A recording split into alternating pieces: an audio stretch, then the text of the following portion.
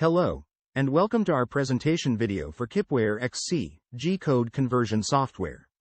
In this video we will take an in-depth look into the features of KipwareXC and how it works.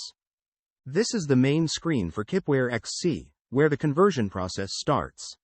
Let's take a quick look at the process before we get into the details.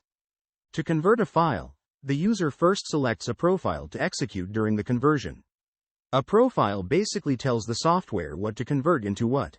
We'll dive into that in more details a little later. The user can select a main profile and even a secondary profile if the conversion is more complex. Next, the user browses for a file to convert, and then selects either mill convert for a milling type G-code conversion, or lathe convert for a turning type G-code conversion. There is even an option for batch conversions, giving the user the opportunity to convert hundreds of files with a single mouse click.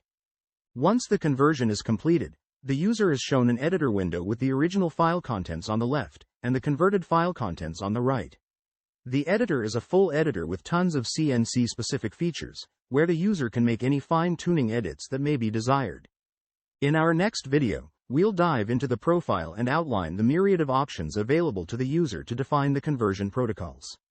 I hope to see you there. Bye for now.